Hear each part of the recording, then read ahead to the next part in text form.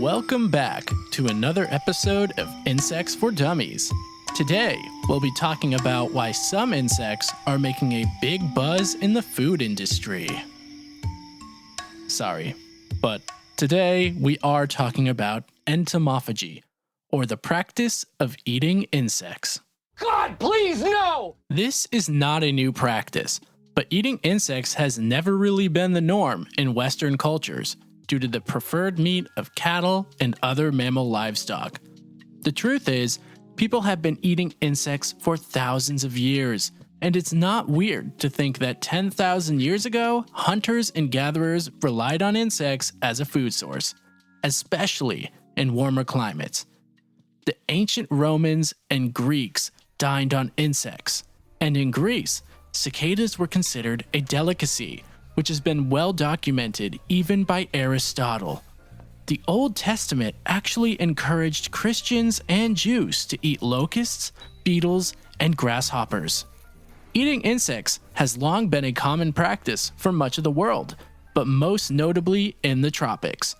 One reason for this is that the climate is much better suited for collecting and harvesting a wide variety, rather than having to adjust to seasonal variations. In fact, over 2,000 species of insects are consumed in the tropics, from beetles to butterflies and wasps to dragonflies. However, before you start thinking about people eating butterflies like nachos, you should know that most insects with a larval stage are eaten as larvae. For example, almost all butterfly and moth species are consumed in the caterpillar stage. Insects in the tropics are also much easier to collect in large quantities, such as locust swarms or caterpillar infestations. Actually, many insects are harvested from nature in tropical countries, but with increasing demand, the adoption of insect farming has taken hold in many of these countries, including the West. Currently, the two largest insect farms are found in Europe. One was built in northern France, and the other is in the Netherlands. More and more money is being put into the business of insect farming as the demand and popularity are increasing. One of the reasons insects fell out of food fashion in the West was because they were seen more as pests. This is especially true after we started getting more into agriculture.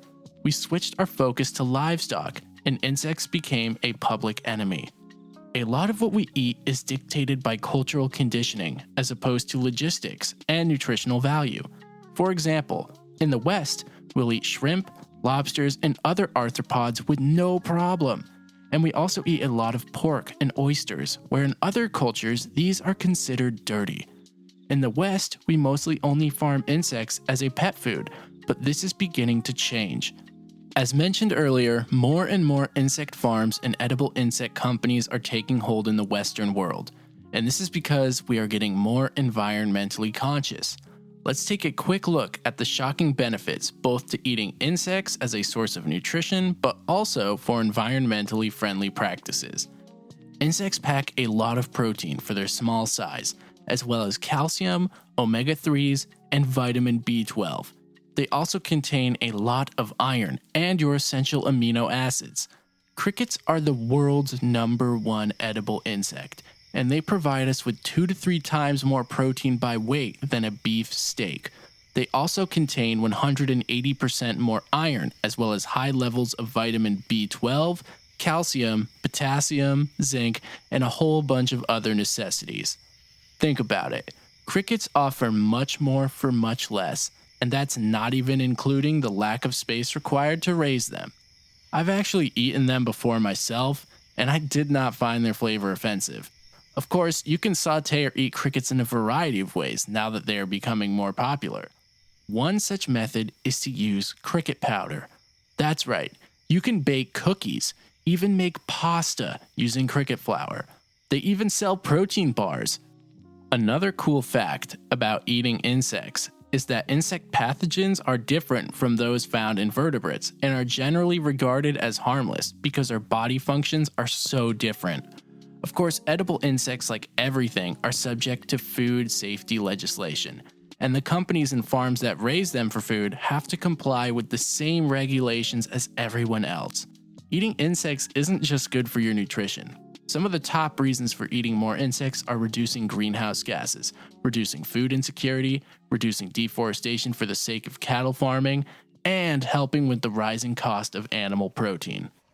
Did you know that conventional livestock are responsible for about 14.5% of global greenhouse gas emissions?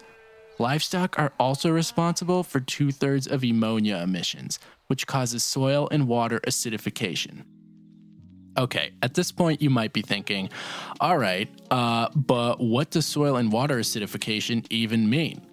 Well, acidification happens when there's too much decomposing matter in the soil and or nitrogen, and this makes the soil infertile and unlivable for many plants and animals. 70% of all the farmland in our world is used for livestock production.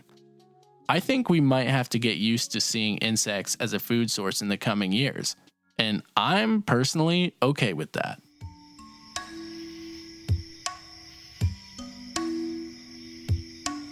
Thanks for listening to today's episode of Insects for Dummies. Intro and outro music was written and produced by me, and you can find more chill music on all your favorite streaming platforms under Mitchell Logan. If you're a fan of the show and or like today's episode, please rate and leave a review. It really helps the show get noticed. You can also check out the IG page at Insects for Dummies, that's insects number 4 dummies, or send a listener email at insectsfordummies@gmail.com. That's insectsfordummies@gmail.com. I'll see you soon.